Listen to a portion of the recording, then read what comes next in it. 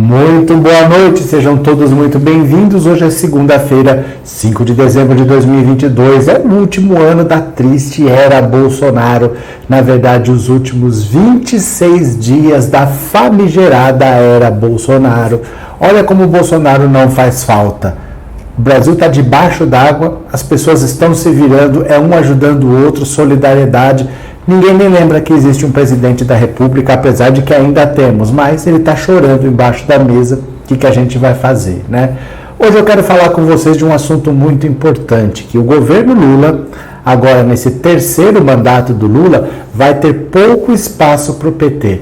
O Lula sabe o quanto é importante não só vencer a eleição, não só derrotar o Bolsonaro, mas governar. Então ele precisa ter muito apoio na Câmara e no Senado para conseguir aprovar as medidas que ele quer, e ele precisa derrotar o orçamento secreto. O orçamento secreto tirou muito dinheiro da mão da presidente da República e colocou na mão da Câmara dos Deputados. O Lula precisa que esse dinheiro volte para a mão dele para ele poder fazer alguma coisa nesse país. E a Rosa Weber marcou para quarta-feira, para depois de amanhã, o julgamento da constitucionalidade ou não do orçamento secreto. É muito provável que ele seja considerado inconstitucional, então isso ajuda o Lula. Né? Não existir orçamento secreto, acabar com o orçamento secreto, é trazer poder de investimento, fazer obra, fazer alguma coisa por esse país e não os deputados gastarem como eles bem entenderem. Vamos ler aqui uma notícia, eu vou compartilhar a tela com você.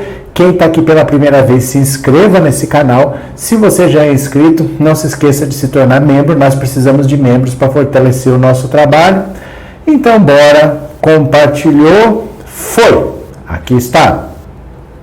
Lula está convencido de que seu passado o elegeu, não o PT. Vamos ver o que o Noblar está falando aqui. Blog do Noblar. Olha só. Lula desembarca para mais uma semana em Brasília, com uma certeza e uma impressão que confessou a um grupo de políticos em jantar no apartamento da ex-senadora Cátia Abreu. A certeza que ele nunca escondeu de seus mais próximos desde que derrotou Bolsonaro em 30 de outubro último. Não foi o PT que me elegeu, foi o meu passado como presidente. A impressão, se não mudar de ideia, 80% do seu futuro ministério já está escalado na sua cabeça. Dos 80%, poucos foram informados, foram já avisados de que serão ministros. Só não serão os que recusarem o convite. Então Lula meio que já desenhou o ministério na cabeça dele, mas ele ainda não avisou as pessoas. E essas pessoas só não serão ministras se não quiserem, mas ele já tem o ministério desenhado na cabeça dele. No entanto, em 2002, quando Lula se elegeu presidente pela primeira vez, ele não apelou ao passado para justificar a sua eleição. Afinal, disputou o cargo 3 vezes e perdeu as 3. 2 ainda no primeiro turno. Mesmo assim, avisou aos que ambicionavam cargos: somente eu e o Zé de Alencar fomos votados. Não se esqueçam disso. Não faltou cargo para quem quis. Então, olha só, em 2002... quando o Lula foi presidente, ele sabia que ele estava sendo pela primeira vez, ele não tinha um passado, aquilo lá foi trabalho daquela campanha, daquela eleição, mas ele avisou. Quem foi votado fui eu, foi o Zé de Alencar. Não venham aqui exigir cargo, exigir ministério, porque vocês não ganharam voto. Quem ganharam os votos aqui fomos eu, Lula, e o Zé de Alencar. Mas tinha cargo à disposição, não existia uma frente ampla como dessa vez, né? Agora é diferente, vai faltar. O PT sabe, embora esteja inconformado, o PT já sabe que vai rodar. O PT sabe que não vai ter cargo para todo mundo, não vai ter um monte de gente de esquerda lá. O PT já sabe disso, embora esteja inconformado. A Jorge Viana, do PT, 2 vezes governador do Acre, derrotado nas eleições passadas, Lula disse outro dia em São Paulo. Olha o que o Lula falou para o Jorge Viana semana passada. Ô Jorge, por 20 anos, você e o seu grupo mandaram no Acre e eu nunca venci lá. Bolsonaro obteve no segundo turno 70% dos votos válidos contra 30% do Lula. Quer dizer, o PT vai chegar exigindo cargo, exigindo isso, exigindo aquilo, mas onde o PT mandou, Lula venceu? Muitas vezes não. Então, por isso que o Lula fala, a minha vitória se deve mais ao meu passado como presidente do que ao PT, porque em muitos lugares onde o PT governava, o Lula perdeu. Lula atravessou a campanha no primeiro e no segundo turno dizendo que não bastaria ganhar, que seria preciso ganhar e poder governar. Daí a frente ampla de partidos que montou. A frente segue sendo ampliada. E quanto mais for ampliada, menos haverá cargos para o PT e os demais partidos da esquerda raiz. Chorem ou estrebuchem na maca os que quiserem fazê-lo. Mas assim será. Quer dizer, muita gente vai ser insatisfeita, não vai ter tanto ministério para a esquerda nem para o PT, mas para governar vai ter que ser assim, não adianta se iludir, né? Dir-se-á, e já muito se diz, Lula ficará refém do Centrão, assim como o Bolsonaro ficou. A ver. Bolsonaro ficou refém do orçamento secreto, exigência do Centrão para apoiá-lo. E se o orçamento secreto acabar? O Supremo está às vésperas de julgar ações que questionam a legalidade do orçamento secreto e, pelo jeito, concluirá pela sua ilegalidade. Então, o STF deve dizer que o orçamento secreto é ilegal, que ele não pode existir. Os ventos sopram a favor de Lula.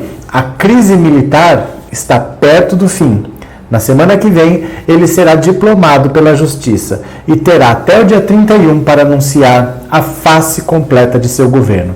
Enquanto isso, a erisipela não deixa Bolsonaro dormir em paz. Então, olha só. É importante que a gente amadureça esse conceito, né? Por mais que a gente gostaria, por exemplo, olha, agora é a vez do trabalhador, é o povo no governo, vamos mudar tudo. É importante a gente entender a necessidade de uma frente ampla, porque não basta vencer o Bolsonaro, é preciso governar, né? Repare que sempre que a esquerda chegou ao poder, onde o trabalhador conseguiu ter um pouco de ganho, quando o governo teve um pouco de preocupação social, teve um golpe. O Getúlio Vargas, que fez a CLT, que deu direito para o trabalhador, ele sofreu um golpe. Né? Ele se matou porque ele sabia o que estava vindo pela frente. O João Goulart, que era a favor da reforma agrária, que tinha dobrado o valor do salário mínimo quando ele era ministro da Economia, ele sofreu um golpe.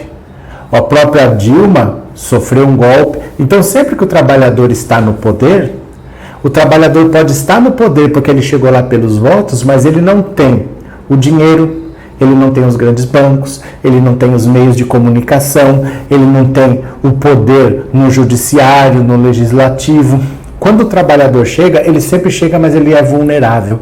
Então o Lula sabe que um golpe não pode acontecer nunca mais para tirar o poder do trabalhador que está lá. Ele precisa governar, ele precisa terminar o mandato, ele precisa fazer o sucessor. Então não vai ser um governo só de esquerda, um governo em que só está o nosso grupinho aqui, porque esse grupinho sempre vai ser passível de sofrer um golpe.